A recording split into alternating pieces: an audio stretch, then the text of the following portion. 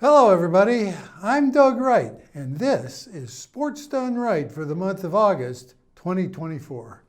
This is Sports Done Right. SCTV sports anchor Doug Wright brings you expanded coverage of Sun City athletic action and introduces us to some of our Sun City neighbors who share their sports stories. Jimmy Dean of Big Bad John fame, who is also known as the Sausage King, once said, "We can't control the direction of the wind, but we can adjust our sails."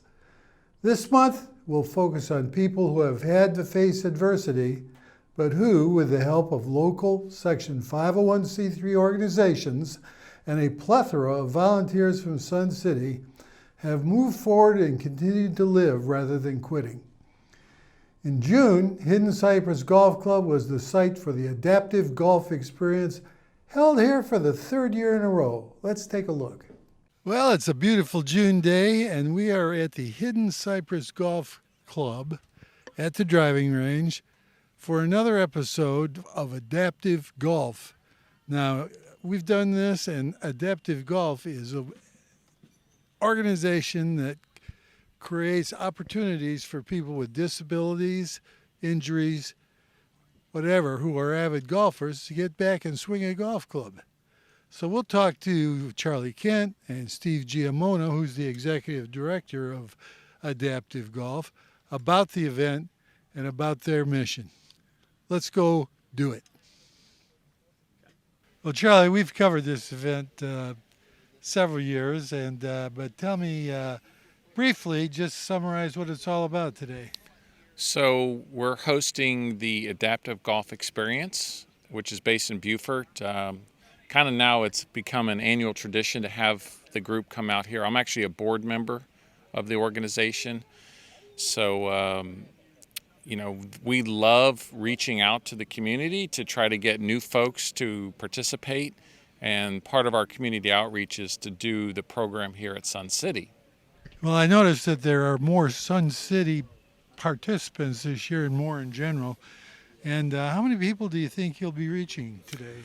Well, we have over 50 people signed up, I believe, and hopefully we'll just have some other folks just kind of walk up. There was a really nice article in the June Sensations about adaptive golf, and one of our residents, Joe DeSanto, is featured in it.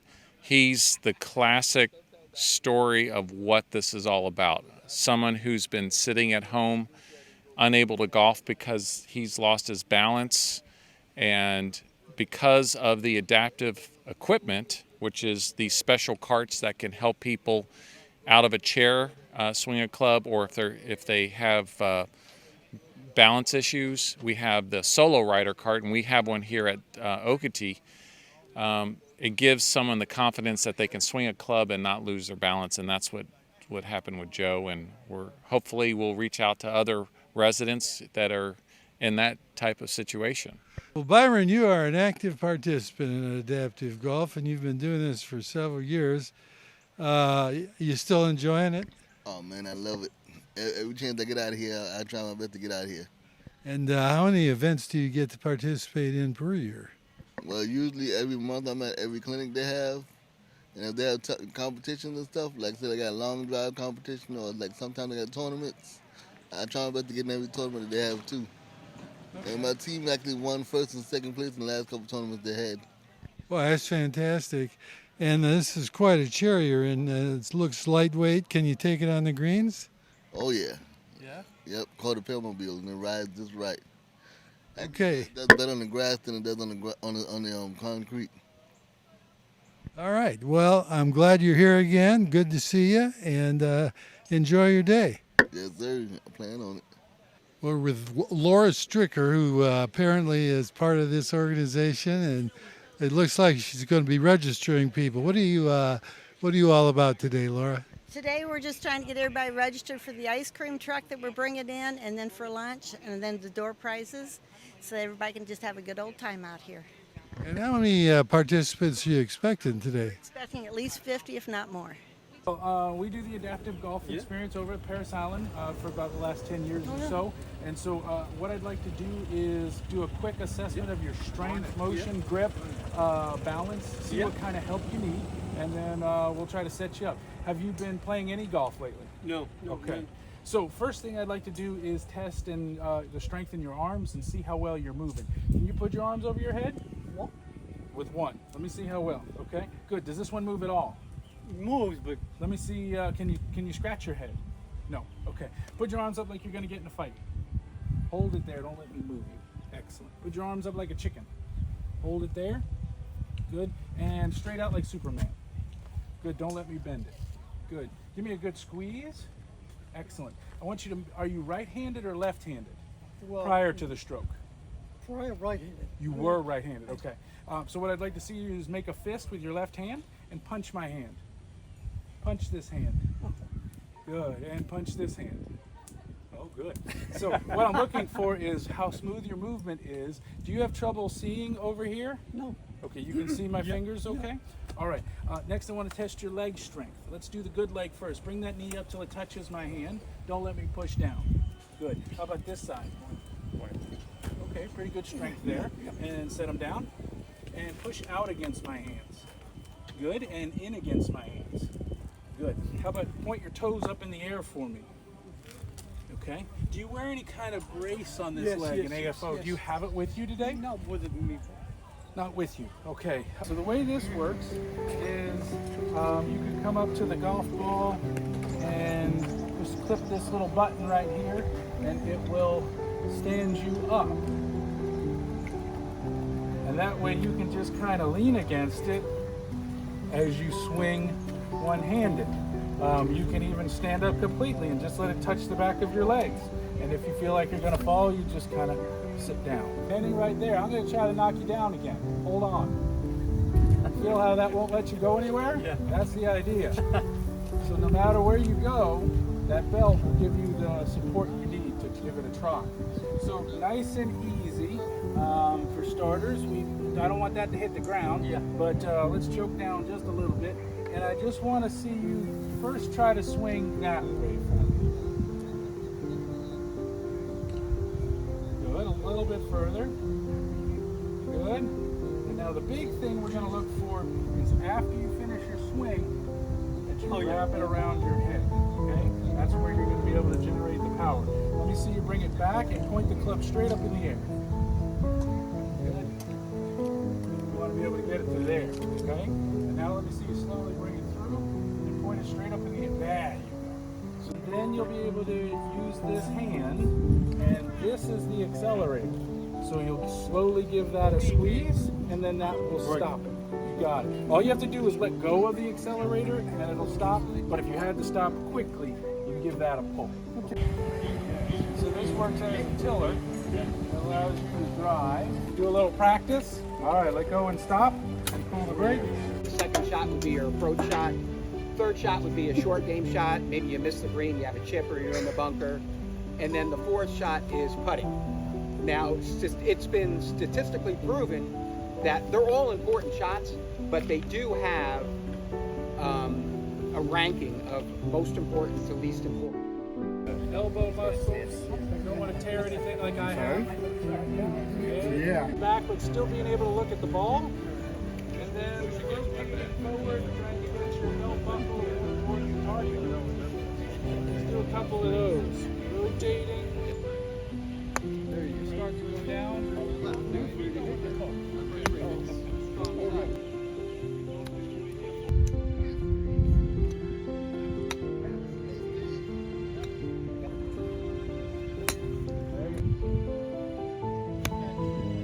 Again, 1, 2, 3. Now give me a silly face.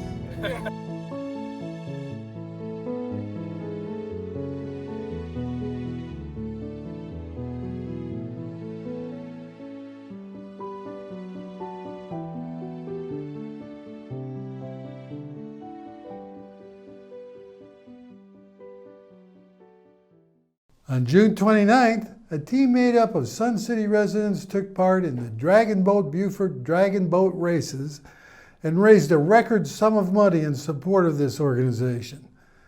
We were there to catch some of the action at the Beaufort Waterfront Park. Excited because Shark Attack is here. Shark Attack raised $24,007. That's got to be number one. It's thrilling, it's exciting, and it's fun, and we're just happy to help so many people with that amount of money. Well, you always do a great job, and the thing is, you're right here on the waterfront. Yeah, we got the prime spot. Got the prime spot, so that's good. Okay, well, how do you expect to do today? We expect to come home with a gold. Well, damn right. Last year we had silver, so this year our goal is gold. Yeah, have you been practicing? We practiced once on Thursday. We were only 15 minutes in the water before the storm rolled through, but we've been practicing in the driveway.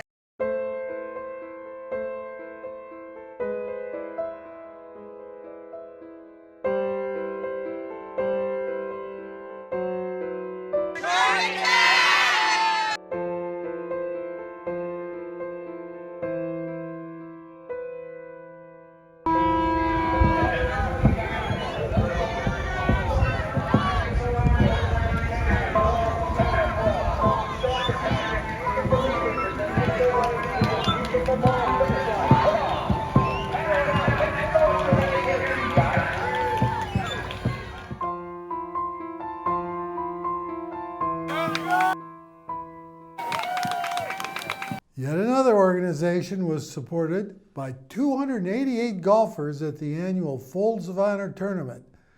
This organization supports the education of surviving spouses and children of our fallen heroes.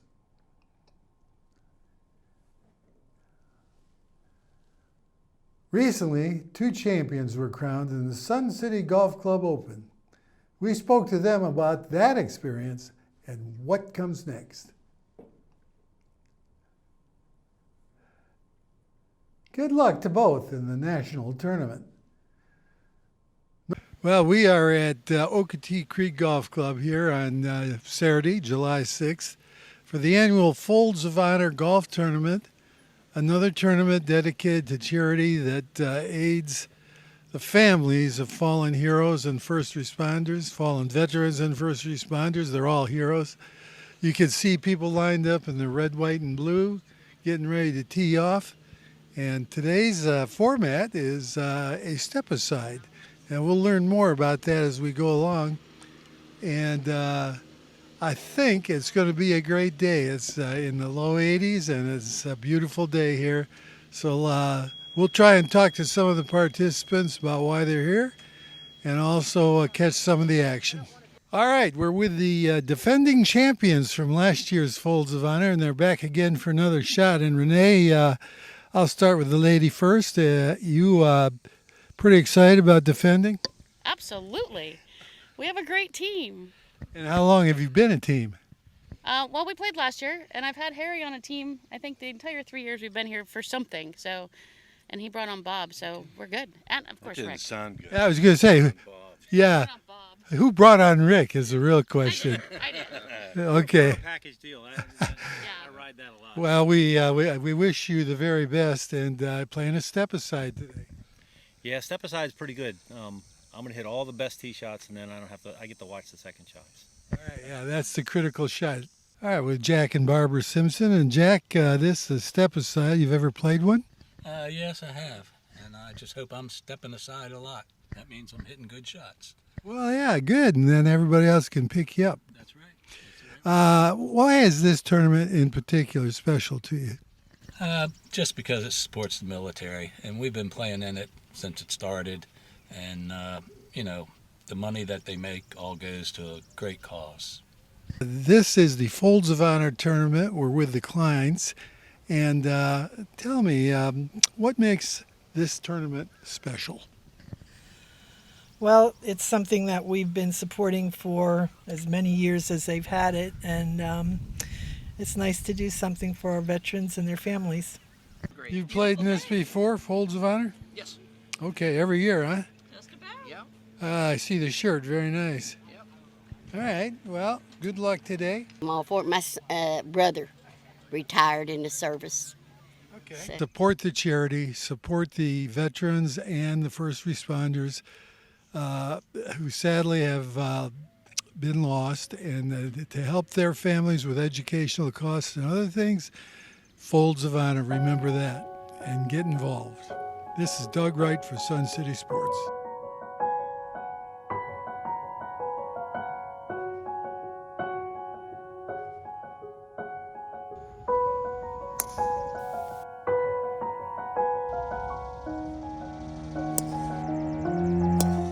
Recently, 2 champions were crowned in the Sun City Golf Club Open. We spoke to them about that experience and what comes next. We're here at the shelter behind the 18th green at Hidden Cypress Golf Club, and we're here today to talk to 2 people who have achieved great success in the Sun City Golf Club Open. Well, John, Gina, you guys had some success in the recent tournament, but before we get there, let's remind everyone, I know, John, you've done this before, and as I recall, you're from the Rochester area with a, Rochester, New York area with a background in athletics. Right, I was a teacher and coach for 10 years, and I was a director of physical education, health, and athletics for 30 years up in Spencerport, which is a suburb of Rochester, New York. Now, and as I recall, you told me that you didn't play much golf during your career. Right, I really didn't start picking it up until late 30s, early 40s, after my kids got through Little League and everything like that, and a friend said, "You want to play?" And we started playing, and once I retired, I got really serious. Well, I guess so. And Gina, you're from what? The Boston area, right? Yes, I am. Go Celtics. Okay, all right, you got your shot in. All right, but when did you start really taking golf seriously? Well, I used to dig holes in the yard as a kid, and my mother used to yell at me because I made all kinds of holes, so I never really took it up until I graduated college, and my husband bought me a set of clubs, and I just took to it, and I loved it ever since. Then I took some years off to raise my daughters, and now I'm back at it and addicted. Okay, and what other activities in the sports world were you participating in? Oh, I was a tomboy growing up, and I played softball, basketball, field hockey. In fact, my swing is a combination of a field hockey and a softball swing. Well, that's an interesting kind of a... But you guys both won your championships. John, that's a three-peat for you. How does that feel? I think anytime you try to be successful in what you do and you accomplish it, it's a great feeling. But golf's a funny game because you can have it today and not have it tomorrow. And I was just fortunate in this weekend, or that weekend, play halfway decently. And you had to fight both the elements and the other golfers, but what do you think is the secret to your success at 3 straight years? I think that you got to be lucky and fortunate in that the breaks go your way. And I think a little bit in terms of preparation. I do probably about the 3-4 weeks before the tournament, I do prepare a little differently. I kind of spend a little bit more time in the short game and the chipping and wedges around the green and the putting to overcome any errors I have off the tee. Okay, and Gina, you of course have been in the finals 2 straight years. Yes. And last year you lost in a 2-hole playoff, went to another playoff this year. What did you learn about last year's playoff that helped you this year? So last year I played in the WGA Women's Championship for our Thursday League. That was the one that I lost, and I played against the amazing Donna Rosehart, and it's just you learn so much watching and playing with golfers like her and Renee Cannon, the rock stars that they are. But I think in the loss I learned a lot, and that was to just stay within myself, not get ahead, and when you get into trouble, you can get out of it. Most of the time.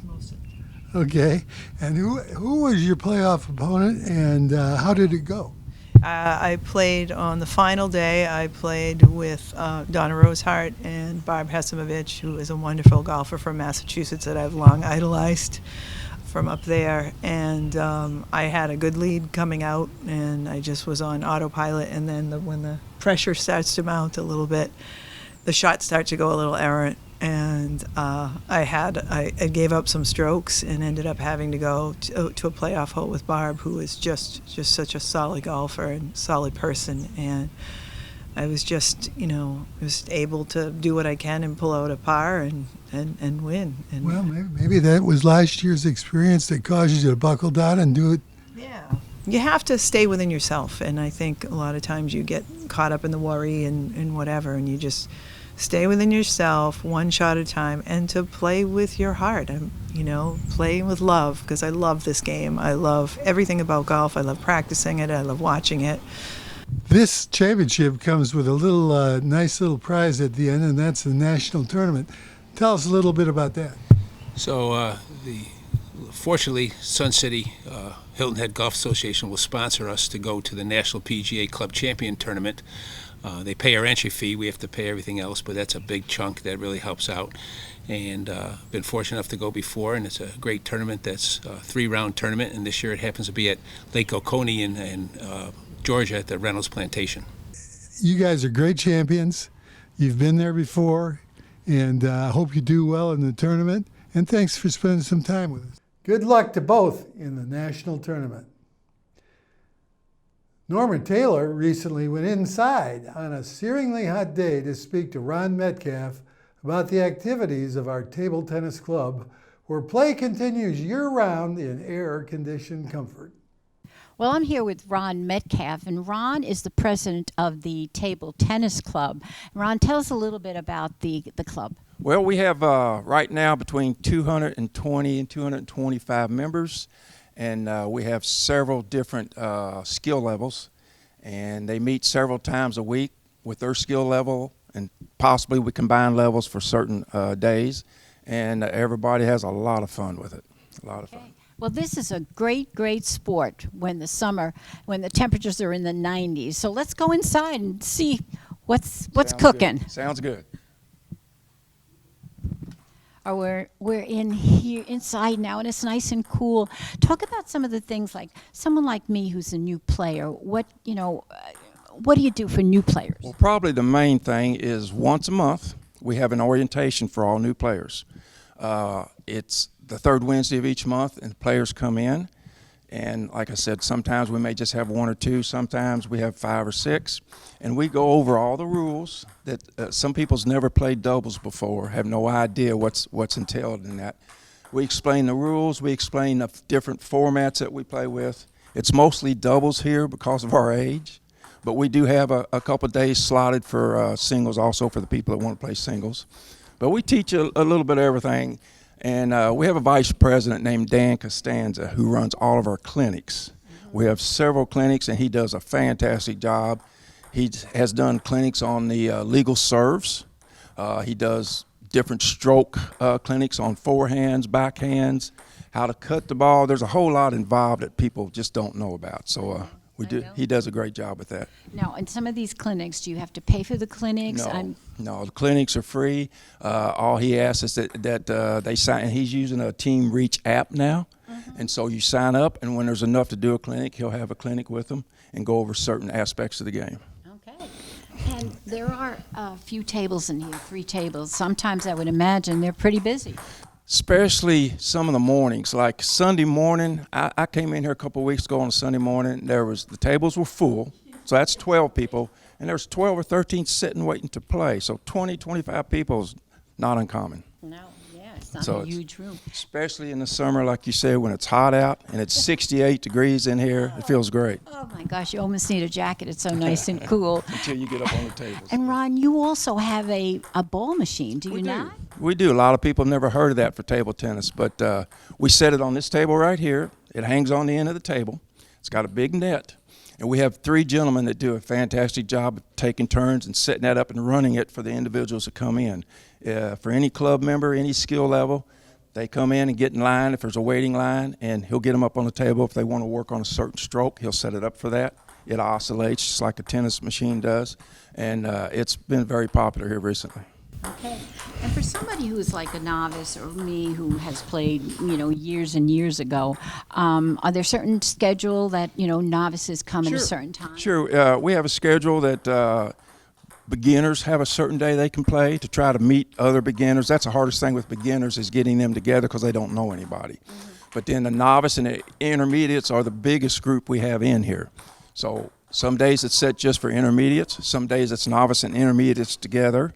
Some days it's intermediates and advanced players together. So, yeah, we mix them all up pretty well, and there's a schedule for all of that. But if you insist on being outside, there's water volleyball to be played at the Lake House Pool. A reporter, Chris Chase, covered some of the recent action there and even joined the club. As promised, here we are at the lake house in the pool and with everybody playing water volleyball. And you can just see everyone's having a wonderful time.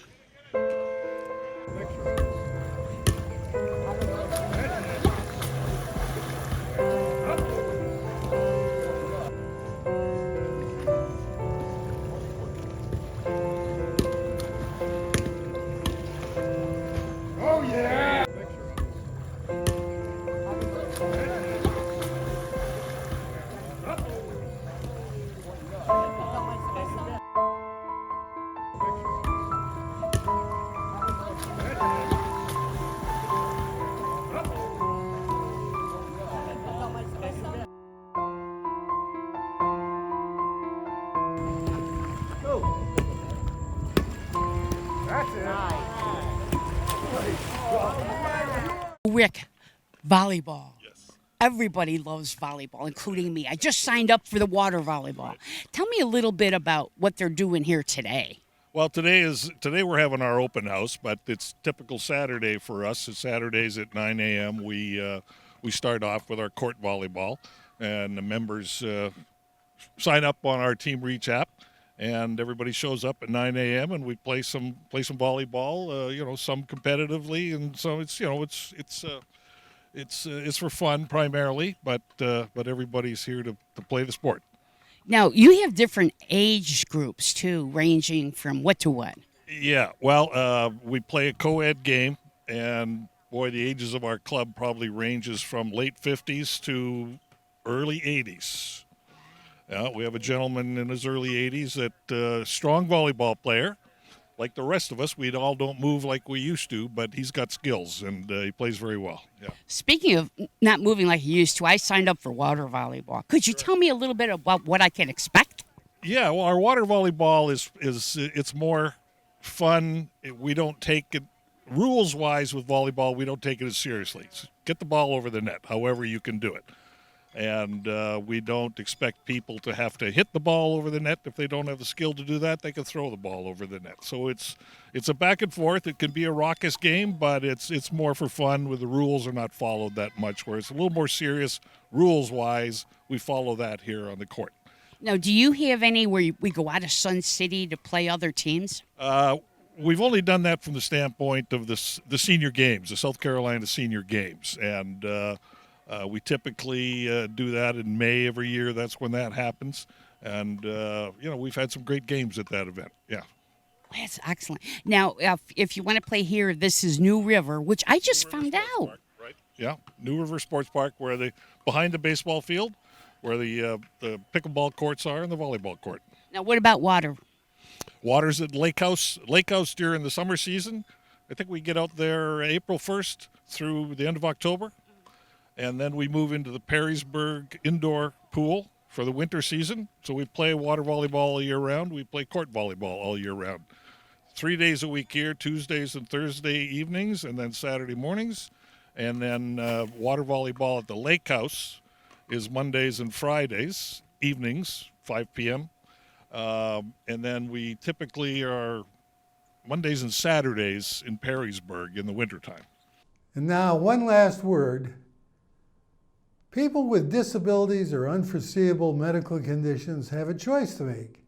As you can see from this month's summary of activities, those who choose life with the support of charitable organizations and volunteers continue to participate in the things they love. Let's take a lesson from them. That's our show for August. I'm Doug Wright, and I'll see y'all next month on Sports Done Right.